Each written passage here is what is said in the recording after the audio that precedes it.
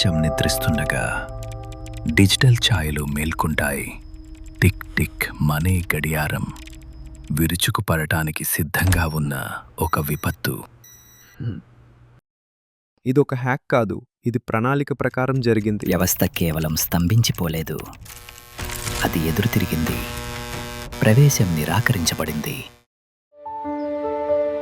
బయట ప్రశాంతంగా ఉంది. వేలాది ప్రాణాలకు ఏ ముప్పు తెలీదు. సార్, ఇది ర్యాన్సమ్వేర్ దాడిలా కనిపిస్తోంది. ఏం చేయాల్సి వచ్చినా సరే డేటాను తిరిగి రాబట్టండి. భయం అరుస్తుంది, కళ్ళు మూసేస్తుంది. కానీ నిజమైన బుద్ధి నిశ్శబ్దంగా నడుస్తుంది, నేరుగా లక్ష్యం వైపు. ఎర్రటి అక్షరాల గోడ భయపెట్టే యత్నం. కానీ ఆ గందరగోళంలో అతనికి ఓ దారి దొరికింది. ఇది ఒక సాధారణ హ్యాకర్ పని కాదు. ఎందుకు? ఇది బాహ్య దాడి అయి ఉంటే మనకు ఆనవాళ్లు కనిపించేవి, కానీ ఇది లోపల నుంచే జరిగినట్లు కనిపిస్తోంది. ఇది ఎవరి ఖాతా? ఇది ఒక బ్యాకప్ ఖాతా. సాధారణంగా ఎవరికీ దీనికి యాక్సెస్ ఉండదు. అంటే లోపల నుండే ఎవరో దాన్ని ఉపయోగించారు.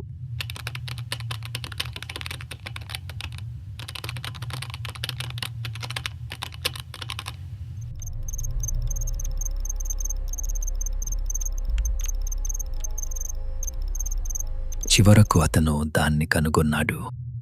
అవును, ఐపీ చిరునామాను గుర్తించడానికి నేను పాత సర్వర్ లాగిన్ సేకరిస్తున్నాను.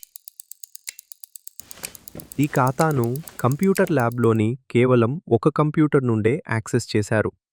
కంప్యూటర్ ల్యాబ్కి వెళ్దాం. లక్షలాది కోడ్లు ఉన్న అసలు బలహీనత మనిషే.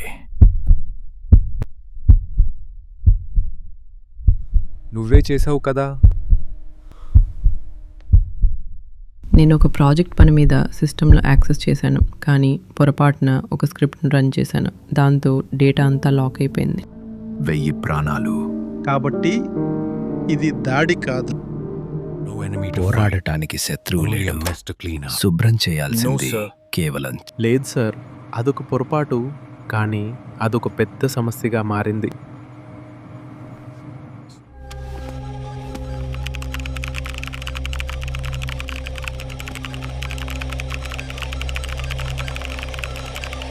ఈ స్క్రిప్ట్ డేటాను తొలగించదు, ఇది కేవలం దాన్ని లాక్ చేస్తుంది.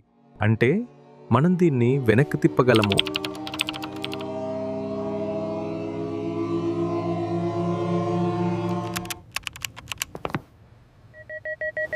ఇదే అసలైన సమయం. అంతటినీ శాసించే ఒకే ఒక కోడ్. ప్రవేశం మంజూరు చేయబడింది.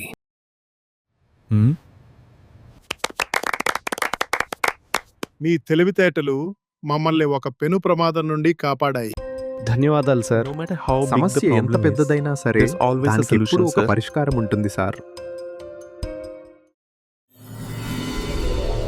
Moral stories.